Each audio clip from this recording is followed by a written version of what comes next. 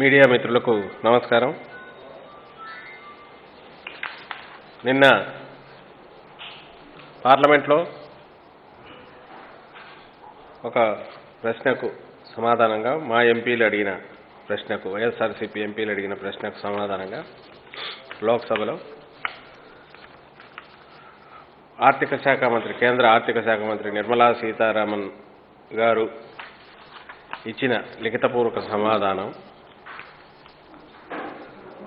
ఆ నేపథ్యంలో దాన్ని రాజకీయం చేయాలని కొన్ని పార్టీలు శక్తులు ప్రయత్నం చేయడం, దానికి తగినట్టే ఎల్లో మీడియాలో అలాంటి రాతలు రాయడం, ఈ నేపథ్యంలో వీళ్ళ తప్పుడు రాతలకు సంబంధం లేకుండా నిర్మలా సీతారామన్ గారు స్పష్టంగా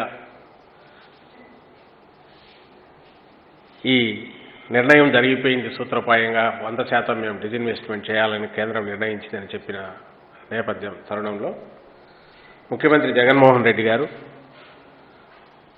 ప్రధానమంత్రి నరేంద్ర మోడీ గారికి లేఖ రాసిన విషయం ఇప్పటికే మీ టీవీ వాళ్ళందరికీ తెలుసు వస్తుంది. అందులో ఆయన ఏవైతే ఇంతకుముందు గతంలో రాసిన లేఖలో విశాఖ ఉక్కు కర్మాగారాన్ని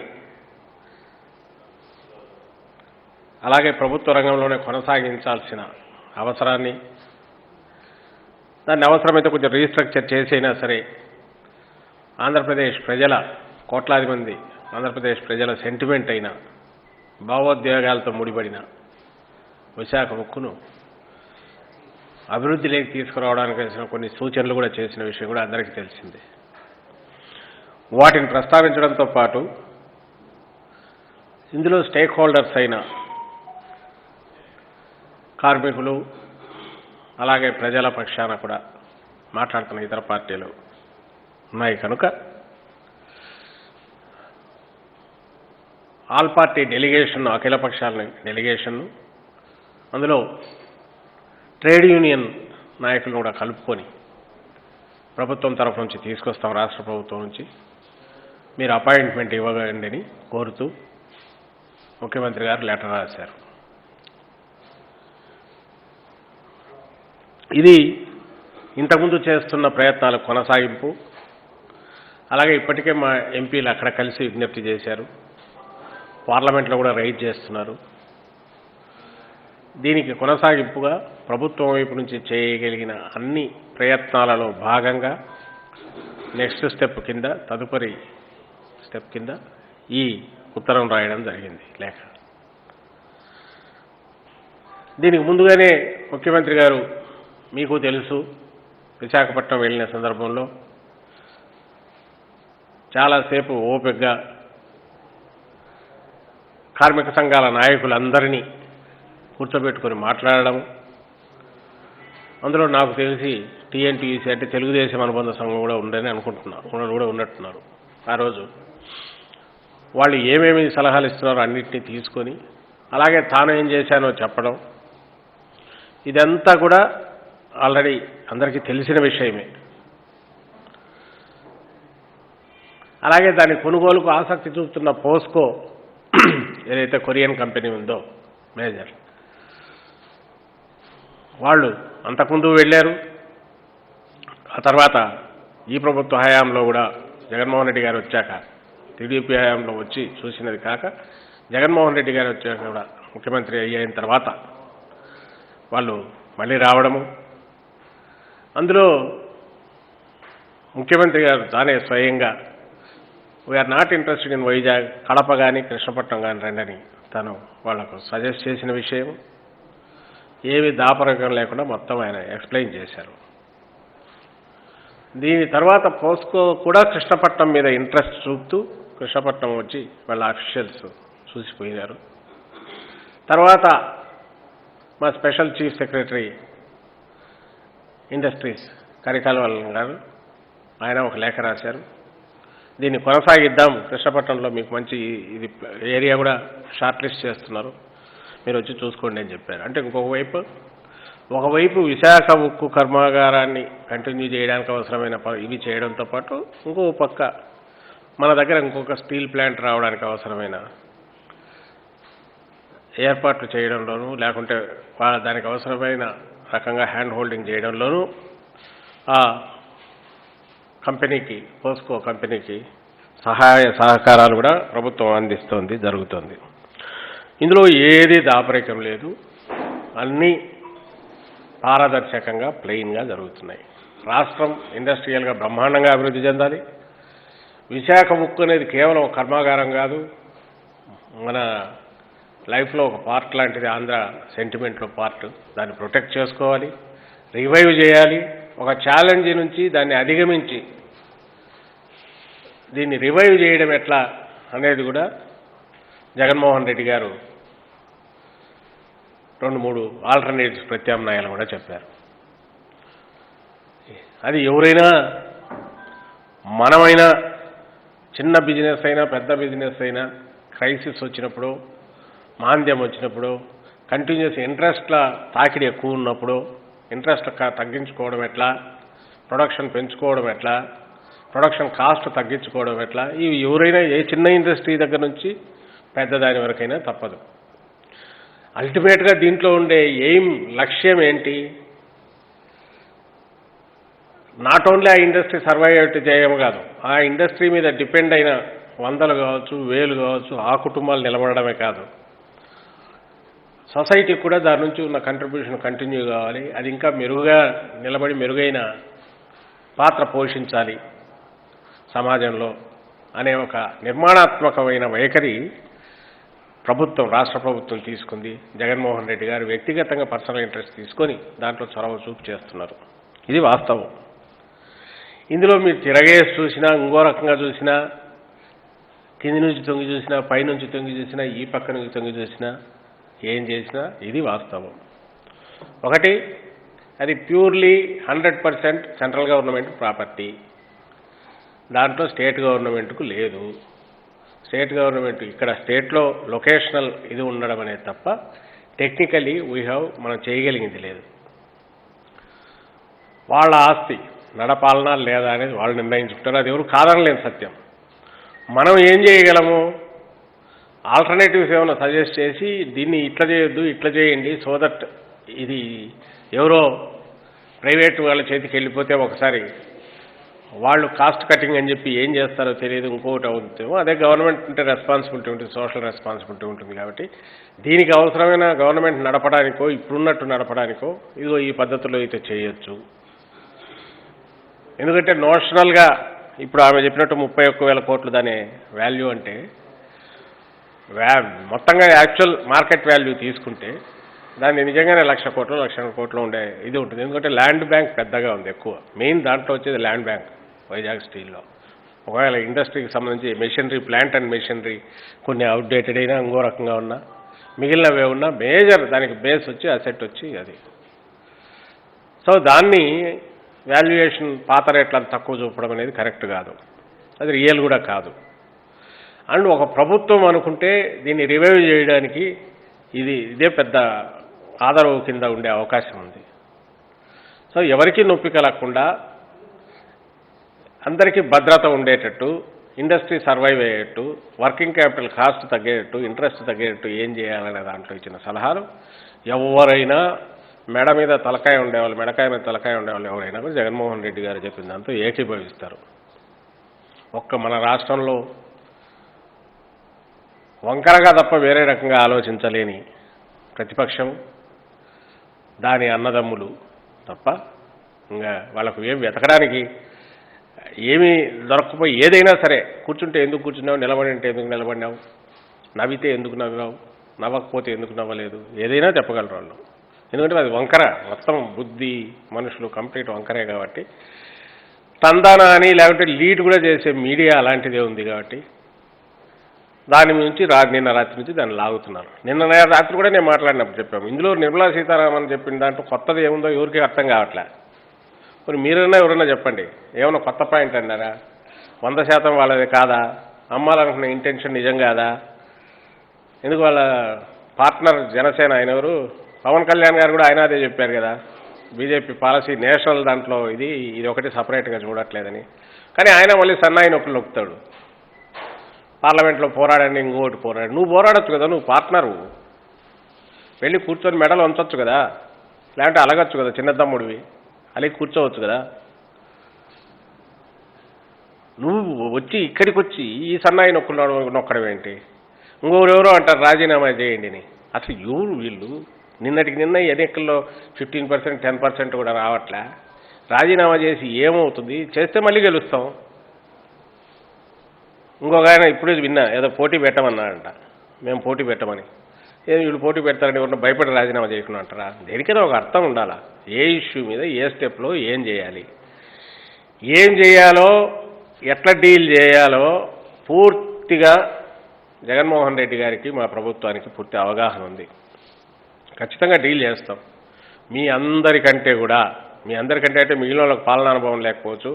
ఆ పెద్ద ఆయన మన వృద్ధుడు చంద్రబాబు గారికి అనుభవం కూడా ఉంది కాబట్టి ఆయన కంటే 1000 times బెటర్గా దీన్ని 10,000 times బెటర్గా దీన్ని డీల్ చేస్తారు.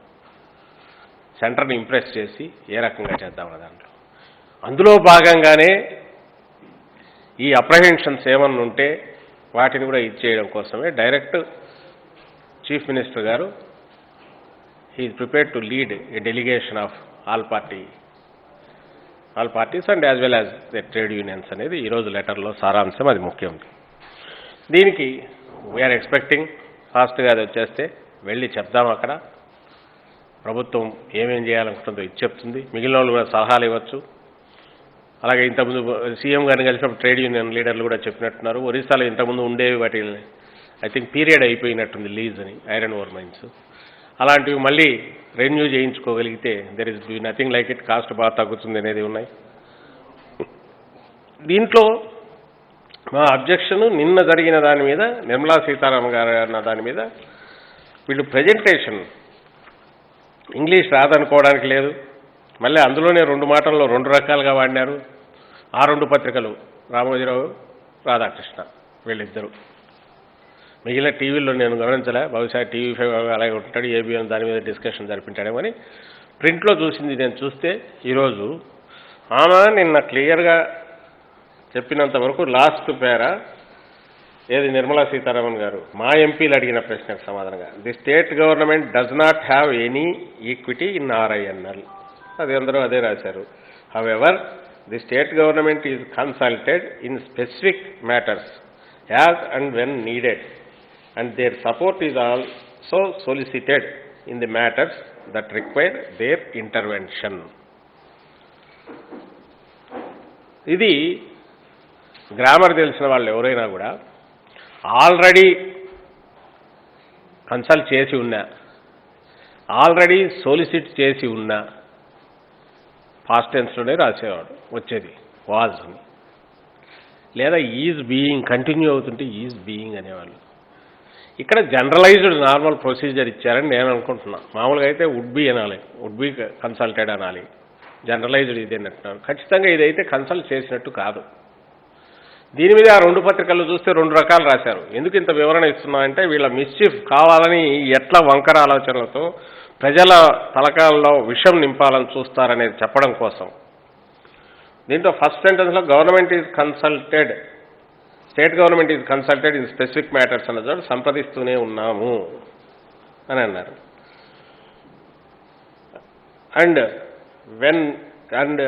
As and when needed and their support is also solicited in the matters that require their intervention అనే దగ్గర మాత్రం అలాంటి ఇది వచ్చినప్పుడు వాళ్ళను కోరతాము, మద్దతు కోరతాము అని ఫ్యూచర్ దీన్ని ఇచ్చారు. దాంట్లో దురాలోచన ఎంత క్లియర్గా కనపడుతుందంటే ఆ అక్షరాలు రాయడంలోనో, పొందుపరచడంలోనో, హెడ్డింగుల్లో పెట్టడంలోనో ఆల్రెడీ రాష్ట్ర ప్రభుత్వం కంకరెన్స్ ఇచ్చినట్టు, రాష్ట్ర ప్రభుత్వంతో మాట్లాడినట్టు, రాష్ట్ర ప్రభుత్వం ఓకే అన్నట్టు, which is not a fact. ఉంటే దాచిపెట్టుకోవాల్సిన అవసరం ఎందుకు? ఈ ప్రాసెస్ ఏదో ముందే మొదలయ్యేది. నిజంగా కానీ అడిగింటే అవునబ్బా మీ ఆస్తే, కానీ మీ ఆస్తి మీరు అమ్మితే ఇక్కడ పరిస్థితి ఏంటి, గ్యారెంటీ ఏంటి, వీళ్ళ సంగతి ఏంటి, వీళ్ళ కేర్ టేకింగ్ గవర్నమెంట్ బాధ్యత కదా, స్టేట్ గవర్నమెంట్ బాధ్యత కదా అని అడిగేవాళ్ళు. చంద్రబాబు గారు లాగా దాన్ని ఇంకొందుకు వాడుకునే వాళ్ళం కాదు.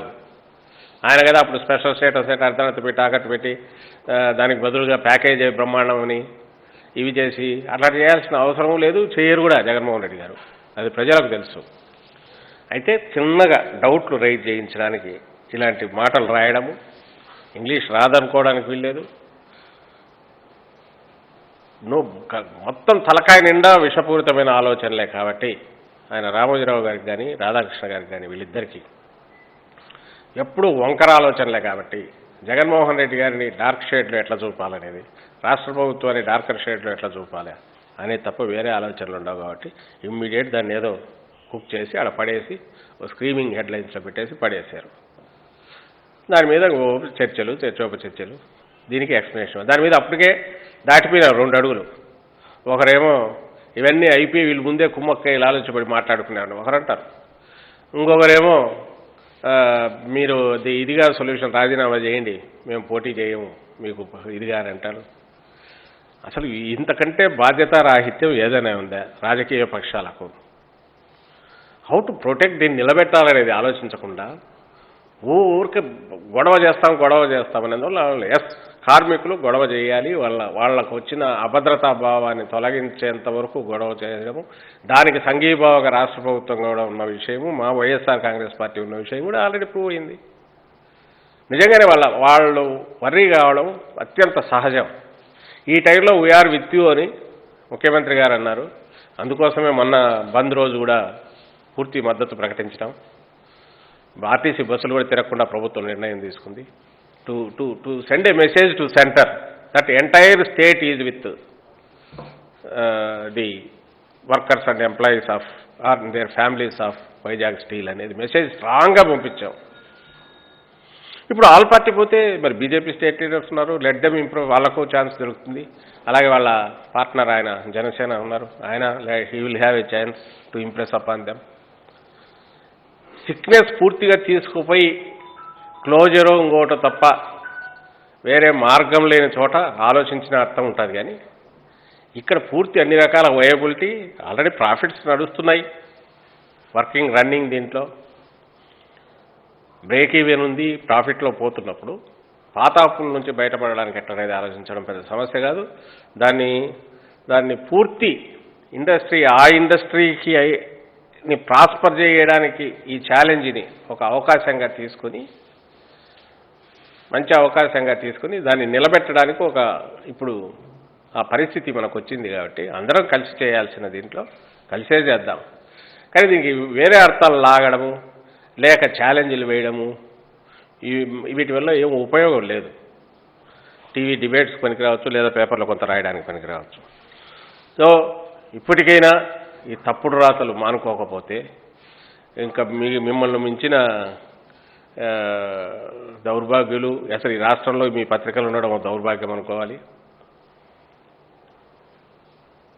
మీరు దీని నుంచి బయటపడకపోతే మీకు వాట్ యు కాల్ జర్నలిస్టులుగా కాదు తీసేయండి, పత్రికలుగా కూడా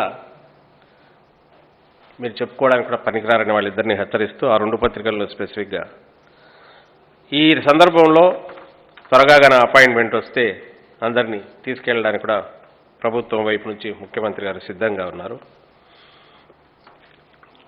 అనే విషయం మీకు తెలియజెప్తున్నాను.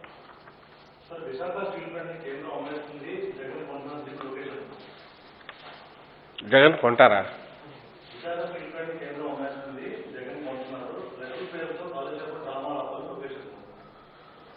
అదేదో చేస్తే వాళ్ళకుంది, లక్షల కోట్లు తీసుకున్నవన్నీ ఎక్కడికి పోయినాయి తేలదు. అప్పులన్నీ 90,000 కోట్లు ఉండే రాష్ట్రం 2,60,000 కోట్లకు తీసుకుపోయింది. దాంట్లో కనీసం వీళ్ళు 1,00,00,000 కోట్లు ఆగింటారు. మేము చేసిన అప్పులకైతే అకౌంట్స్ ఉన్నాయి, ఎక్కడికి జనం డైరెక్ట్ పోయిండేది, వాళ్ళు చేసిన ఎక్కడికి పోయిందే లేదు. ఖచ్చితంగా చంద్రబాబు నాయుడు గారు అయితే కొనడానికి ఆయనకు శక్తి ఉంది, ఆయన కొనగలరు కూడా, కొనమని కూడా సజెస్ట్ చేస్తున్నాం. నిజంగా ఇప్పుడు హెరిటేజ్ ఒకటి దీన్ని అమ్మి డబ్బులు వచ్చినవి ఉన్నాయి, మామూలు బిజినెస్ పరంగా కూడా చాలా బిజినెస్లో మేము చాలా సిద్ధవస్తులు. ఆయన అప్పుడు చెప్పేవాళ్ళు కదా, మా కుటుంబం చాలా తెలివైంది, ఎలా రూపాయిని 2 చేయాలనో మాకు తెలుసు, ఇంకోటి చేయాలో తెలుసు, అది ఒక కళ, నా భార్య కొడుకు నా కోడలు వీళ్ళందరికీ తెలుసు అంటాడు కదా. సో ఇది మంచి ఆపర్చునిటీ నిజానికి. ఆయన ఏమన్నా తీసుకుని నడపడానికి వస్తే వీ వెల్కమ్ ఇట్. టీడీపీ వాళ్ళు కూడా అదే డిమాండ్ చేయాలా, రాష్ట్ర ప్రజలు కూడా అదే చేయాలని మేము కోరుతున్నాం. అండ్ దీంతోపాటు ఇంకా ఒకటేదో చూశాను, అందులో ఒక పత్రికలో హైకోర్టు వాటికి సంబంధించి మూవ్మెంట్కి సంబంధించి పోలవరంకు సంబంధించి అమిత్ షాకు ముఖ్యమంత్రి గారు ఏమి ఇవ్వలేదని, అది దేని నుంచి అంటే పార్లమెంట్లో ఆన్సర్ ఇవ్వడంలో ఓ మంత్రి అలాంటిది ఏమీ హోంశాఖ దగ్గర వరకు రాలేదని చెప్పి అన్నారనే ఉద్దేశంతో ఈయన ఇవ్వలేదు అంతా ఉత్తుతుంది అని అదే ఒకటి పెద్దది వేసి జనం మీద వేశారు. బహుశా అది మొత్తంగా రాలేదు కాబట్టి దాని గురించి పెద్ద చర్చ అనవసరం, కానీ వీళ్ళ క్యారెక్టర్ తెలియడానికి అది చెప్తున్నాను నేను చేసి. మామూలుగా అడుగుతాను, ఒక రాష్ట్ర ముఖ్యమంత్రి కేంద్ర హోంమంత్రి దగ్గరికి వెళ్ళిన తర్వాత లెటర్ ఇవ్వడం అంటే గవర్నమెంట్ డీల్ చేయడంలో అదే మెయిన్ అవుతుందా? అది అడిషనల్గా ఆయనకి వెళ్ళి చెప్పడం అవుతుంది. డిపార్ట్మెంట్ ఎప్పుడు ఇవి నడుస్తుంటాయి, గవర్నమెంట్ పోతుంటాయి. వ్యక్తిగతంగా కలిసినప్పుడు ఒక విజ్ఞప్తి ఇస్తే ఆ సీరియస్నెస్ తెలియడానికి ఓవరాల్గా చెప్పడంతో పాటు లెటర్ ఇస్తే ఆ లెటర్ హోమ్ డిపార్ట్మెంట్ పంపుతారా, ఎన్ని రోజులకు పంపుతారు, ఏమవుతుంది అనేది అమిత్ షా గారిని అడగాలి, ఆయనకు తెలియస్తుంది. అది కూడా జగన్మోహన్ రెడ్డి గారు ఎట్లా డిసైడ్ చేస్తారు ఒకటి. రెండవది, అది పబ్లిక్ డొమైన్లోకి ఇమ్మీడియట్ పెట్టిన తర్వాత ఏ లెటర్ అయితే మేము రాసామో ముఖ్యమంత్రి గారు రాశారో అది ఇచ్చి అది పబ్లిక్ డొమైన్లో పెట్టినాక ఇంకా అందులో రహస్యం ఏముంది? అమిత్ షా గారికి తెలియదా? ఆయనకు తెలియకుండా రహస్యంగా దాచిపెట్టాల్సిన అవసరం ఉందా? దానివల్ల ఏం సాధిస్తాం మేము? ఇది మాత్రం ప్రజలకు అర్థం కాదా? ఎందుకు ఇట్లా అంటే చెప్తున్నా కదా, ఎక్కడ దొరుకుతుందో ఏం దొరుకుతుందో ఎట్లా చేయాలి. జగన్మోహన్ రెడ్డి గారిని కంటిన్యూస్ ఏదో ఒక రకంగా బ్యాడ్ లైట్లో చూపాలి. ఎందుకంటే ఇంక వేరే రకంగా ఎదుర్కోలేకపోతున్నారు. ఓ పక్క మొత్తం ఊపేస్తున్నాం అటు ఇటు వైఎస్ఆర్ కాంగ్రెస్ పార్టీ ఎన్నికల్లో కానీ ప్రజల్లో మన్ననలు పొందడంలో కానీ జగన్మోహన్ రెడ్డి గారు గత ప్రభుత్వాధినేతలతో ఎవరితో పోల్చినా చాలా ముందు ఎక్కడో ఉన్నారు. ఎందుకంటే సిన్సియర్గా ఆనెస్ట్గా ఓ నిబద్ధతతో పనిచేసుకుంటూ పోయి ప్రజల మన్ననలు పొందుతున్నారు. ఇది తట్టుకోలేక అక్కసుభరించలేక అసలు సంబంధం లేనివి, సందర్భం లేనివి, ఎక్కడెక్కడ ఏదో ఒకటి తప్పుడు రోజు కొడుతూ ఉంటే ఎవరికొవరికి ఎక్కకపోతుందా అనే బదిలో భాగంగా ఇట్లాంటి పొద్దుపోని రాతలు రాయడం అనేది మానేయాలని వాళ్లకు విజ్ఞప్తి చేస్తూ సెలవు తీసుకుంటున్నాను.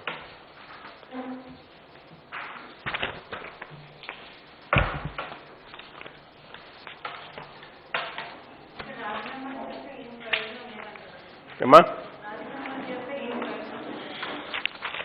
ఏదో పిడుక్కు బియ్యానికి ఒకే మంత్రం అని మామూలుగా తెలుగులో సామెతుంది. అంటే దేనికైనా ఒక సీరియస్నెస్, దానివల్ల ఏమొస్తుంది? ఇప్పుడు వాళ్ళకు సంబంధించినంత వరకు సెంటర్ను ఇంప్రెస్ చేయడంలో ఇంకా చేయాల్సినవి చాలా ఉన్నాయి. రెండవది, అదొక ఇండస్ట్రీ. రాజీనామా చేస్తే ఏం ప్రూవ్ అవుతుందంటే మా ఇంటెన్షన్, ఒకవేళ గవర్నమెంట్ ఇంటెన్షన్ తెలియాలంటే ఆ ఇంటెన్షన్స్ ఏ రూపాల్లో తెలియాలనో అవి చేస్తూనే ఉన్నాం. పోనీ ఎవరికైనా అనుమానం ఉండి ఈ దెబ్బకు వీళ్ళు ఇచ్చేసేసి పోతే ఓడిపోతారు అనుకోవడానికి అలాంటి పరిస్థితి లేదు. ఒక రెస్పాన్సిబుల్, దీనికి ప్రతిదానికి ఆఖరు అస్త్రం, ఆ అస్త్రం కూడా అవతల వాళ్ళు కేర్ చేస్తే ఉంటుంది, సెంటర్ దానికి వాల్యూ ఇస్తే ఉంటుంది. లేని పక్షంలో ఎంతవరకు ఉంటుందో అది దానికి అందరికీ తెలిసిందే. రెండోది, ఇది ఒక ఆస్తికి సంబంధించింది, వాళ్ళ ఆస్తి, వాళ్ళేం క్లోజ్ చేస్తామల్లా, దాన్ని ఇంకొక పద్ధతిలో మేము ఇది చేస్తామంటున్నారు. ఆ పద్ధతి మీద, ప్రైవేటీకరణ మీద ఎందుకు డౌట్లు వస్తాయంటే ముఖ్యంగా ఎంప్లాయీస్, వర్కర్స్ పాయింట్ ఆఫ్ వ్యూలో ఇప్పుడున్న జాబ్ సెక్యూరిటీ కానీ ఇప్పుడున్న ఇది కానీ అప్పుడు ఉండకపోవచ్చు అనే ఉద్దేశంతో అన్రెస్ట్ వస్తుంది, వాళ్ళు కన్సర్న్స్ ఉంటాయి, దాన్ని అడ్రస్ చేయాలా.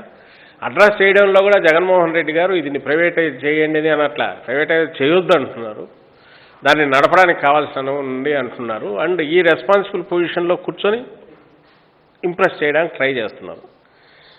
ఇంకా ఎవరికన్నా ఉంటే, ముఖ్యమంత్రి కాదు కాబట్టి చంద్రబాబు నాయుడు గారు, ఆయన కాదు కాబట్టి, ఆయనకు వేరే మార్గం లేదు కాబట్టి పార్లమెంటు తన సభ్యులు ఎవరున్నా ఇద్దరు ముగ్గురు ఉంటే వాళ్ళతో రాజీనామా చేసి ఎట్లా ఎఫెక్ట్ ఉంటుందో చూడవచ్చు తప్పకుండా.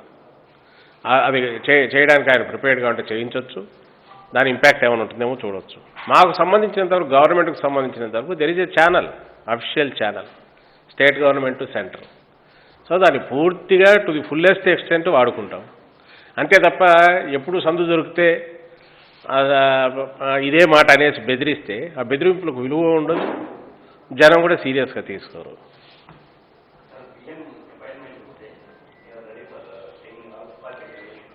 Total all parties including TDP, BJP, Janasena, CPM, CPI అన్ని పార్టీలను తీసుకుంటాం. అలాగే వాటి ట్రేడ్ యూనియన్స్ను కూడా, ఎందుకంటే ట్రేడ్ యూనియన్లు ఆల్రెడీ కలిశారు. సో వాళ్ళను కూడా ఇచ్చేది. ఇవన్నీ ప్లెయిన్గా సిన్సియర్గా ఉన్నారనే దాన్ని సూచించడానికి ఇవి పనికొస్తాయి. అది స్టెప్ తీసుకుంటున్నాం, దానికి రమ్మనండి, ముందుకు రమ్మనండి. వీలైతే we request BJP leaders and their partner Janasena Pawan Kalyan గారిని to impress upon the central government and prime minister to give appointment. వాళ్ళకున్న గుడ్ ఆఫీసెస్ యూజ్ చేసి అక్కడ వెళ్ళి మంచి కాదు సీఎం గారు లీడ్ చేసి తీసుకొస్తారు, మేము అందరం చెప్పడానికి వీలవుతుంది. నిజంగా అందరం కలిసి రిఫ్లెక్ట్ చేస్తున్నాం కాబట్టి స్టేట్ ప్రజల సెంటిమెంట్ అంతా మీ ముందు పెట్టడానికి వీలవుతుంది. కాబట్టి దయచేసి అపాయింట్మెంట్ ఇవ్వండి అని బీజేపీ నాయకులు, అక్కడ సెంటర్లో ఉండేవాళ్ళు, ఇక్కడ జనసేన నాయకుడు పవన్ కళ్యాణ్ గారిని కూడా విజ్ఞప్తి చేస్తున్నాం. అపాయింట్మెంట్ త్వరగా ఫిక్స్ చేయించండి. ఇటువైపు నుంచి సీఎంఓ నుంచి ట్రై చేస్తున్నారు, అఫీషియల్గా ట్రై చేస్తున్నారు. మీ వంతు మీరు కూడా ప్రధానమంత్రి గారిని రిక్వెస్ట్ చేసి ఇప్పించండి అనేది మా విజ్ఞప్తి వాళ్ళకు.